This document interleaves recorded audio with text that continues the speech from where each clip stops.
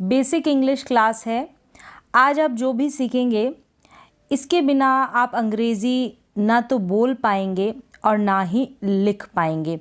ऐसा कॉन्सेप्ट आपको क्लियर होगा तो मतलब आपको समझ में नहीं आ रहा है कि आप कहाँ से अंग्रेज़ी बोलने की शुरुआत करें, सही अंग्रेज़ी लिखने की शुरुआत करें। आज की क्लास में वही टॉपिक आप सीखेंगे, यहाँ से आप अंग्रेज़ी सीखने की शुरुआत कर सकते हैं। और जैसे मैंने कहा, इसके बिना ना ही तो आप अंग्रेज़ी बोल पाएंगे और ना ही सही वे में, सही तरीके से अंग्रेज़ी लिख पाएंगे।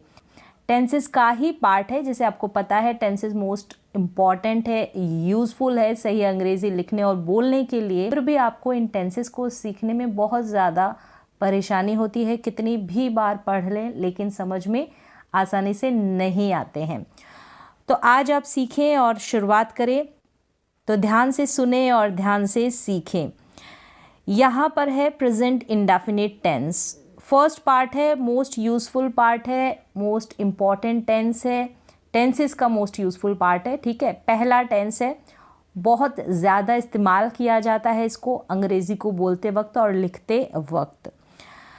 तो चलिए स्टार्ट करते हैं। ध्यान से सुने, ध्यान से सीखें। Present indefinite tense, present tense का फर्स्ट पार्ट है प्रेजेंट इंडेफिनिट टेंस।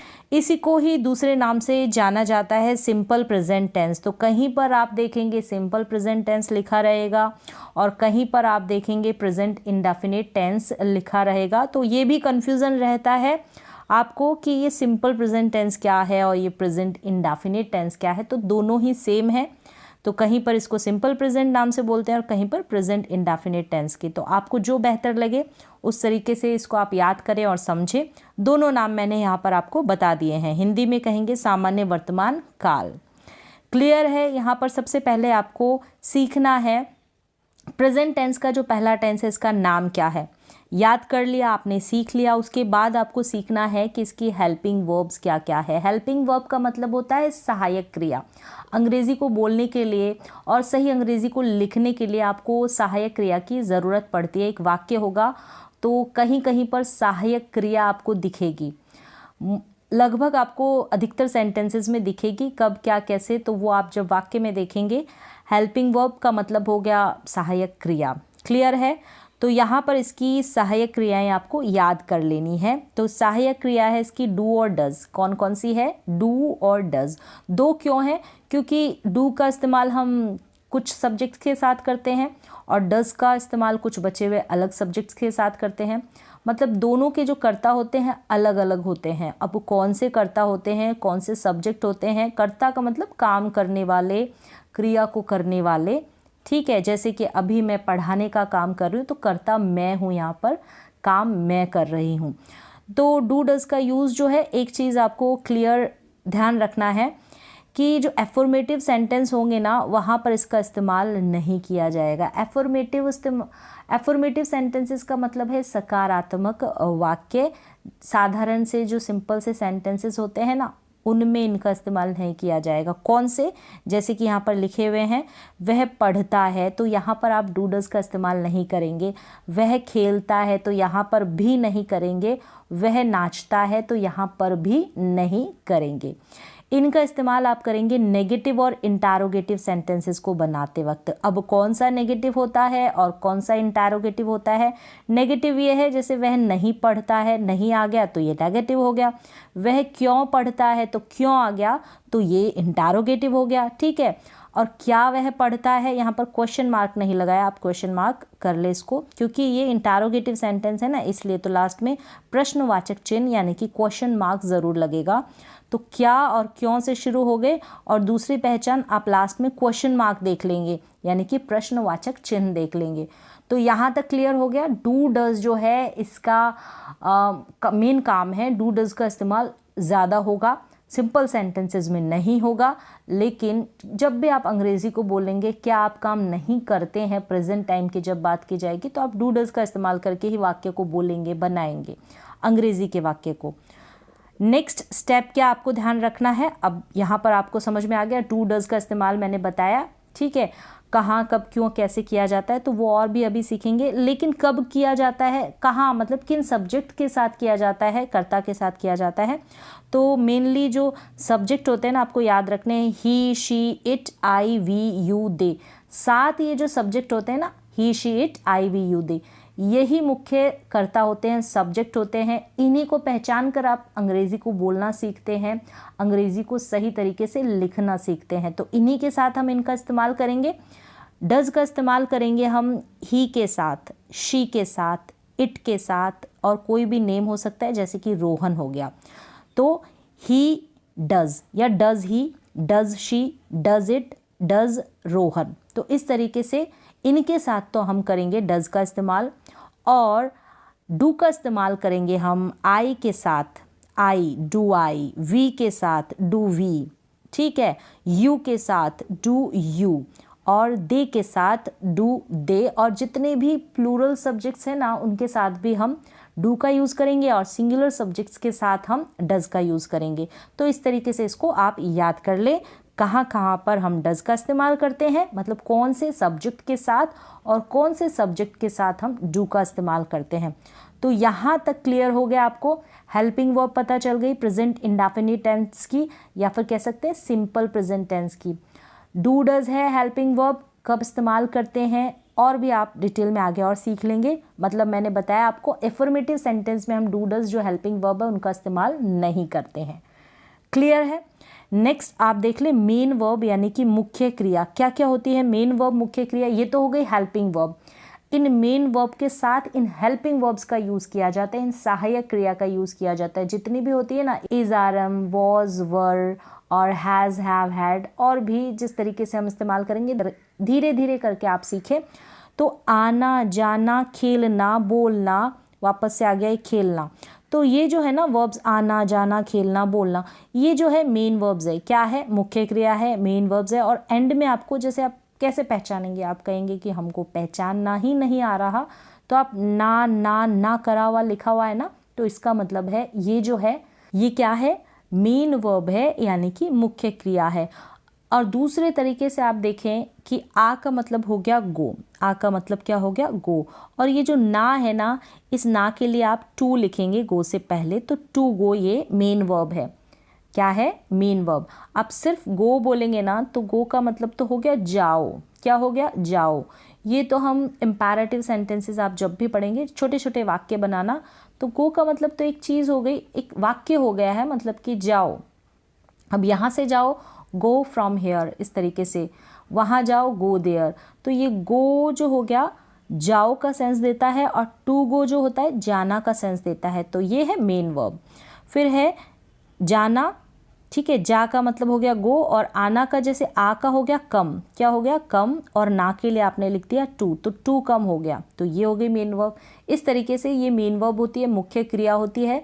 तो इनको आपको क्या करना पड़ता है, जो 3 फॉर्म्स है ना, फर्स्ट फॉर्म, सेकंड फॉर्म और थर्ड फॉर्म, इस तरीके से अगर आप याद कर लेते हैं, तो सेंटेंसेस को, जो इंग्लिश के वाक्य होते हैं, उनको बनाना और बोलना बहुत इजी हो जाता है आपके लिए। समझ में आ जाता है कि किस तरीके से आपको बोलना है अंग्रेज़ी को और लिखना है।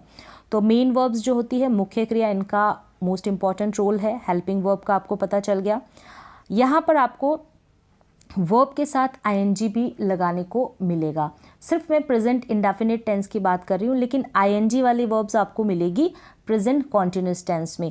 तो ये आप आगे सीखिए। तो प्ले का प्लेइंग हो गया, रीड का रीडिंग हो गया, तो इनकी बात हम आगे करेंगे। इसके बाद यहाँ पर आपको ध्यान रखना है, जो अभी हम प्रेजेंट इंडेफिनिट टेंस जो बनाएंगे ना, उन वाक्यों के लिए आपको चाहिए वर्ब के फर्स्ट फॉर्म के साथ SEIS ऐड करना। अब किन के साथ हम ऐड करते हैं? वर्ब की फर्स्ट फॉर्म हो गई ना, प्ले हो गया, तो प्लेज बनाएंगे ना, PLAY प्ले होता है, PLAY प्ले। अब इसके साथ ये जो S लग जाता है, ये S हम कौन कौन से सब्जेक्ट्स के साथ लगाएंगे, कौन कौन से कर्ता के साथ लगाएंगे, ये आपको याद करना है। जैसे ही के साथ, शी के साथ, इट के साथ, और नेम होगा ना रोहन हो गया, उनके साथ जो भी वर्ब्स आएगी ना, ही के साथ, शी के साथ, इट के साथ, तो उसमें आप S या ES ऐड कर देंगे, S या ES ऐड कर देंगे। अब आपको नहीं समझ में आता कि हम S किसके साथ लगाएं, तो ये भी मैंने सिर्फ 3 स्टेप्स में यहाँ पर सिखाया है, तो वो भी आप सीखें। बिल्कुल कन्फ्यूज़न नहीं रहेगा एस या ई एस को लगाने पर, कहाँ कैसे लगाएं, तो ये आपका जो कन्फ्यूज़न है वो दूर हो जाएगा। 3 स्टेप्स के साथ आप सीखेंगे, अभी वो भी मैं बताऊंगी। पहले मैंने यहाँ पर सब्जेक्ट्स बताए कि किन के साथ हम लगाएंगे और कौन से वर्ब्स के साथ लगाएंगे, ना किसके साथ एस या ई एस लगेगा, वो अभी आगे बताऊंगी। और कर्ता जो है सब्जेक्ट है, यानी ही के साथ जो भी वर्ब आएगी उसके साथ आप एस या ई एस लगाएंगे, शी के साथ जो भी वर्ब आएगी और इट के साथ जो भी मेन वर्ब आएगी उनके साथ। फिर है कौन सी जो सब्जेक्ट्स है ना उनके साथ एस या ई एस नहीं लगेगा। ये जो सेकेंड लाइन में यहाँ पर आई हो गया, वी और यू और दे, इनके साथ जो भी वर्ब आएगी ना उसमें आप एस या ई एस नहीं इंक्लूड करेंगे, नहीं लगाएंगे। ये आपको कॉन्सेप्ट ध्यान रखना है, मेन कॉन्सेप्ट इसका यही है।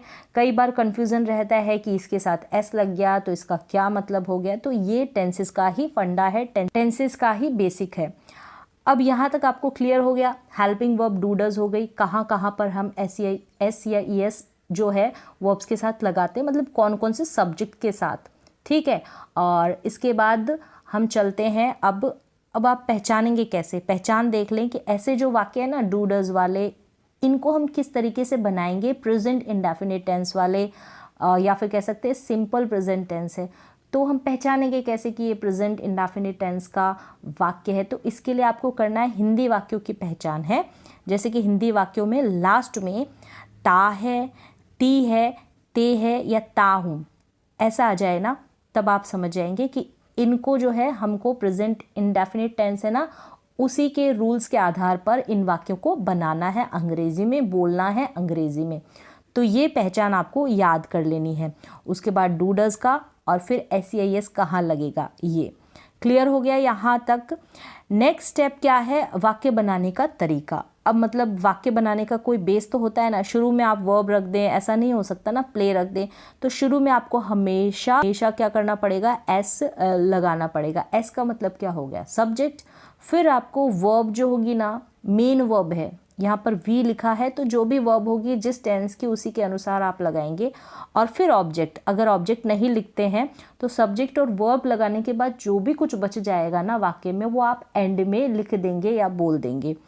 अब यहाँ पर इनको शॉर्ट में बताया मैंने, इनको आप जान ले। जैसे कि एस का मतलब हो गया सब्जेक्ट, यानी कि काम को करने वाला। अब कौन से होते हैं subject, I we you they he she it, जो मैंने मुख्य मेन सब्जेक्ट बताया ना 7 वो। फिर है वर्ब यानी कि क्रिया। क्रिया क्या होती है, आना, खाना, पीना, गाना, ये जो बताया ना ना वाली जो क्रियाएं हैं वो, ठीक है। और ऑब्जेक्ट का मतलब हो गया विषय वस्तु, यानी कि जिसके ऊपर काम किया जाता है, जिसके ऊपर काम किया जाता है, यानी जो भी एंडिंग का पार्ट है वो ऑब्जेक्ट में आ जाता है, ठीक है। अब यहाँ तक आपको समझ में आ गया। तो मेन जो बेसिक जो स्ट्रक्चर है वाक्य को बनाने का, सही तरीके से कोई भी वाक्य होता है उसको बनाने का। फिर हम उनको डिवाइड कर देते हैं टेंसेस के अंदर, टेंसेस के प्रकार जो है टाइप्स है उनके अंदर हम डिवाइड कर देते हैं, ठीक है। उसमें हेल्पिंग वर्ब बदल जाती है, मेन वर्ब का पार्ट भी बदल जाता है, कहीं पर वर्ब की फर्स्ट फॉर्म लगती है, कहीं पर सेकंड फॉर्म लगती है, कहीं पर थर्ड फॉर्म लगती है, कहीं पर वर्ब के साथ आईएनजी लगता है। तो उनके अपने अपने रूल होते हैं, अपना अपना स्ट्रक्चर होता है, अपने अपना पहचान होती है उनके वाक्यों की, ठीक है। अभी आपको सिर्फ ता है, ती है, ते है वाले जो सेंटेंसेस है ना अभी बताया, या ता हूँ वाले, उन वाक्यों के ऊपर कॉन्सेंट्रेट करना है, यानी कि प्रेजेंट इंडेफिनिट टेंस की तरफ ज़्यादा मिक्स ना करें। सारे टेंसेस अगर साथ में सीखते हैं तो शुरुआत करते हैं तो कन्फ्यूज़न रहता है। तो यहाँ पर आप सेंटेंसेस देख लें हिंदी में, जैसे कि 4 तरीके से बनते हैं। 4 तरीके से क्या बनते हैं, वाक्य बनते हैं, सेंटेंसेस बनते हैं। पहला तो होता है ता है, इसी के, मैं अभी प्रेजेंट इंडेफिनिट टेंस की बात कर रही हूँ, बाकी अलग है। तो ता है वाले सेंटेंसेस होंगे, और दूसरे होंगे नहीं ता है, और तीसरे होंगे क्या ता है, या फिर क्या, क्यों, कैसे, ता है, इस तरीके से। तो इनमें क्या होगा, ये जो पहला जो पार्ट है ना ये तो हो गए एफर्मेटिव सेंटेंस, इसमें नेगेटिव आपको नहीं देखने को मिलेगा और कोई प्रश्नवाचक वाक्य जो है वो भी नहीं मिलेगा, मतलब WH वर्ड नहीं मिलेगा। फिर ये नहीं ता है, मतलब ये नहीं ता है मतलब नेगेटिव हो गए, नहीं आ गया ना तो नेगेटिव सेंटेंस हो गए। अभी शुरू में क्या आ रहा है और ता है, ये इंटरोगेटिव सेंटेंस है, लेकिन हेल्पिंग वर्ब वाले। शुरू में अगर क्या आता है ना, तो हमको हेल्पिंग वर्ब से आपको शुरुआत करनी पड़ेगी। इस क्या के लिए आप WHAT वॉट नहीं लगा देंगे, आप डू या डज लगाएंगे सब्जेक्ट के अनुसार। डू डज क्यों लगाएंगे? क्योंकि अभी हम जो है ता है, ती है, ते है या ताहू वाले वाक्यों की बात कर रहे हैं, यानी कि प्रेजेंट इंडेफिनिट टेंस की बात कर रहे हैं, इसलिए हम डू डज की बात कर रहे हैं।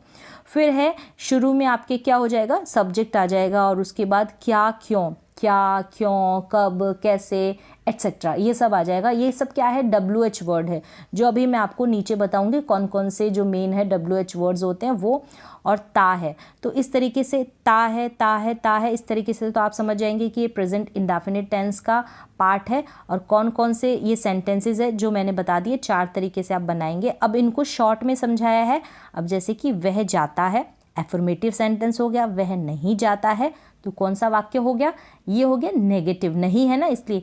क्या वह जाता है, तो ये इंटरोगेटिव है, ये इंटरोगेटिव है लेकिन हेल्पिंग वर्ब वाला। और वह क्यों जाता है, तो ये भी इंटरोगेटिव सेंटेंस है लेकिन WH वर्ड वाला है, WH की फैमिली वाला। अब यहाँ पर एक चीज़ और आप जान ले कि 2 तरीके से हम प्रश्नवाचक वाक्य बनाते हैं। एक तो यस नो टाइप वाले बनाते हैं और एक WH वर्ड वाले, WH फैमिली वाले बनाते हैं।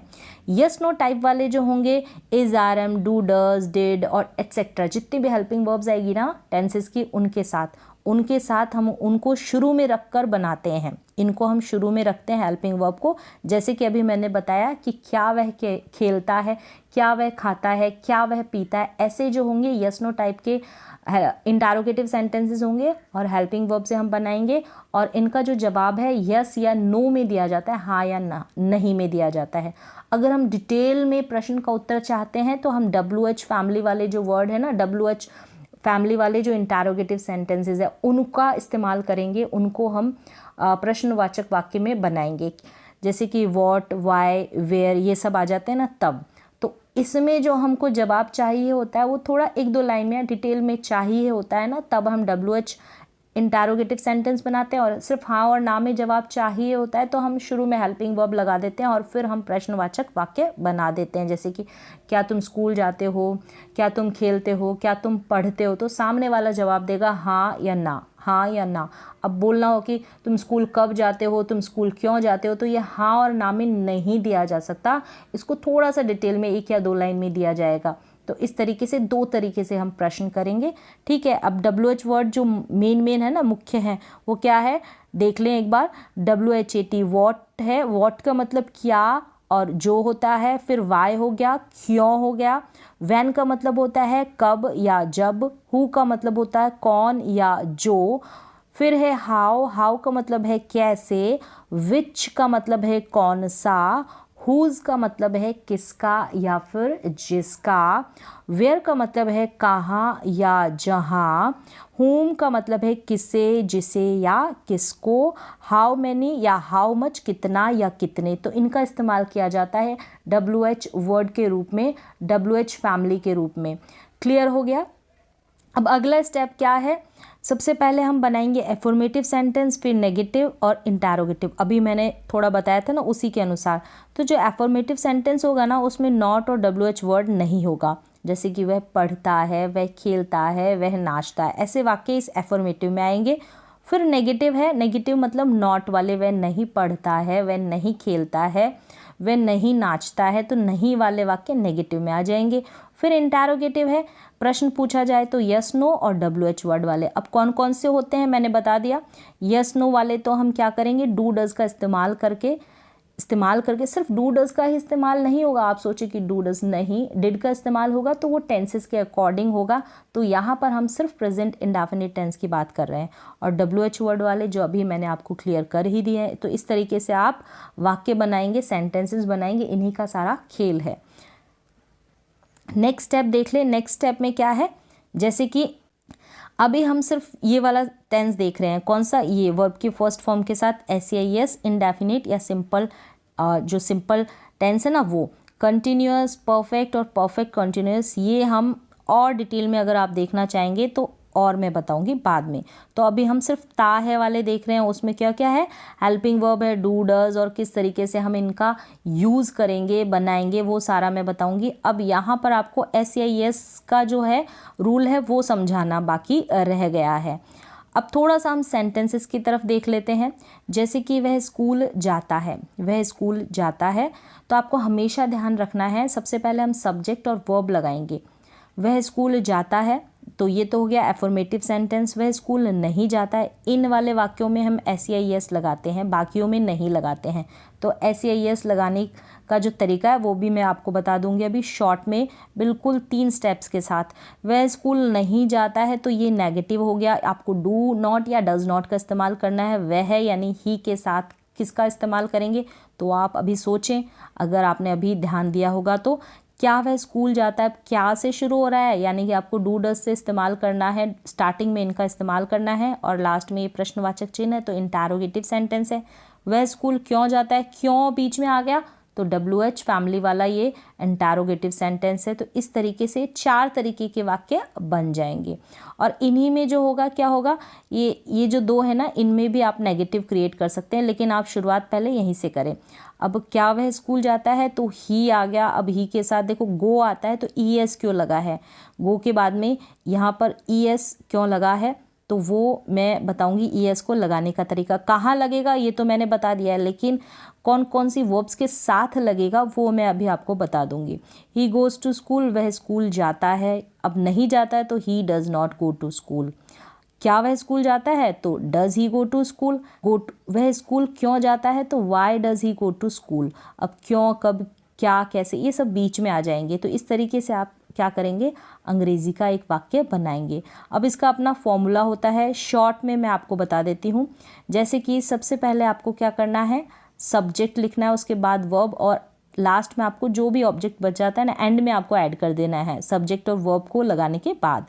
फिर क्या होता है, ये तो हो गया एफर्मेटिव सेंटेंस का स्ट्रक्चर। अब नेगेटिव कैसे बनाएंगे, सब्जेक्ट के बाद हमको हेल्पिंग वर्ब लगानी है, यानी कि डू नॉट या डज नॉट लगाना है, और उसके बाद आपको नॉट तो लगेगा ही, और उसके बाद आपको मेन वर्ब का इस्तेमाल भी कर देना है। ही डज नॉट गो, यहाँ पर हेल्पिंग वर्ब के बाद आपको मेन वर्ब लगानी है। और अगर क्या वाले वाक्य होंगे ना, उसमें शुरुआत आप हेल्पिंग वर्ब से करेंगे, यानी डू डज से, फिर सब्जेक्ट और फिर मेन वर्ब आ जाएगी। और WH वर्ड वाले होंगे तो हेल्पिंग वर्ब से पहले WH वर्ड लगा देना है, फिर हेल्पिंग वर्ब, फिर सब्जेक्ट, WH वर्ड लगाएंगे, फिर क्या करेंगे, ये वाला जो है ना फॉर्मूला यही यहाँ पर लगा देना है, यानी WH वर्ड के बाद हेल्पिंग वर्ब आ जाएगी, डू डज, और फिर सब्जेक्ट और फिर मेन वर्ब आ जाएगी, जैसे कि यहाँ पर अभी हमने इस्तेमाल किया है। ही के बाद क्या है एफर्मेटिव सेंटेंस में, ये गोज क्या है, मेन वर्ब है। फिर ही के बाद डज नॉट क्या है, हेल्पिंग वर्ब है। फिर ये गो क्या है, मेन वर्ब है। फिर यहाँ पर डज क्या है, यस नो टाइप वाला इंटरोगेटिव सेंटेंस है, तो डज हेल्पिंग वर्ब है, फिर सब्जेक्ट और फिर मेन वर्ब आ जाएगी। अगर हम WH वर्ड यूज़ करेंगे तो वाई व्हाट वेयर ये शुरू में आ जाएंगे, फिर हेल्पिंग वर्ब आएगी, फिर सब्जेक्ट और फिर मेन वर्ब, इस तरीके से। अब 1-2 बार अगर वाक्य बना लेंगे ना तो वो आपको समझ में आ जाएगा। तो इस तरीके से आप सेंटेंसेस बना सकते हैं। अब आगे मैं S या ES कौन सी वर्ब्स के साथ लगाते हैं, किस तरीके से हम ऐड करते हैं, तो वो मैं आपको बता देती हूँ। जैसे कि यहाँ पर OXZSSCH कोई भी जो वर्ब होगी ना उसके एंड में ये सब होगा, तब हम वहाँ पर क्या कर देंगे, SH भी है, वहाँ पर हम S या ES ऐड कर देंगे, प्लस यानी कि उसमें ऐड कर देंगे। जैसे गो है, ठीक है, एक एग्जाम्पल दिया है, या गो का मैंने O लिखा है ना एंड में, तो हमने क्या किया, ES ऐड कर दिया, ES ऐड कर दिया। तो इस तरीके से आप ES ऐड कर देंगे। अब यहाँ पर S या ES लगाने का तरीका मैं बता देती हूँ। अब आपको क्या करना है, यहाँ पर ये जो है ना SHCH, और O, इनके साथ आपको ES ऐड करना है, इनके साथ आपको ES ऐड करना है। जैसे यहाँ पर मैंने गो का एग्जाम्पल दिया है, गो के बाद O है तो हमने ES इसमें ऐड कर दिया है रूल के अकॉर्डिंग, ठीक है। इस तरीके से ही हम और भी जो वर्ब्स है, क्रियाएं हैं आप लोगे, जैसे कि आपने ली पुश, धक्का देना, ठीक है, क्रियाएं लेनी है, वर्ब लेनी है, SH है तो पुश है ना, SH है, यहाँ पर ये रहा SH, तो इसमें भी हम क्या करेंगे, ES जोड़ देंगे तो पुशेज हो जाएगा। इस तरीके से ये जो लेटर्स आएंगे ना वर्ब के लास्ट में, तब वहाँ पर आप ES ऐड कर देंगे। क्लियर है? और बाकियों के साथ तो आपको S ऐड करना है। फिर अब आगे क्या है, अगर एंड में y है और उससे पहले क्या है, कॉन्सोनेंट है यानी कि R है ना, तो आप क्या करेंगे, वहाँ पर y को हटाकर ES ऐड कर देंगे। एक रूल ये है। फिर दूसरा है, ठीक है, फर्स्ट हो गया और ये सेकंड रूल है। फिर थर्ड क्या है, जैसे कि y एंड में है, अगर उससे पहले कोई स्वर है, कोई वोवल है, तो हम क्या करेंगे, वहाँ पर y को हटाएंगे नहीं, हम सिर्फ s ऐड कर देंगे। इस तरीके से भी आपको ध्यान रखना है। तो ये धीरे धीरे जैसे आप प्रैक्टिस करेंगे वैसे आप सीख जाएंगे। तो इस तरीके से जितने भी बेसिक रूल्स हैं ना प्रेजेंट इंडेफिनिट टेंस के, वो कंप्लीट मैंने यहाँ पर बता दिए हैं। आपको सिर्फ फॉलो करना है और आपको कुछ हिंदी के वाक्य लेने हैं और उनकी प्रैक्टिस करनी है। तो S, ES ये सारे जो फंडामेंटल आपको क्लियर हो जाएंगे। तो आज की बेसिक इंग्लिश क्लास में बस इतना ही। मिलते हैं एक और नई एजुकेशनल क्लास के साथ, तब तक के लिए थैंक यू सो मच।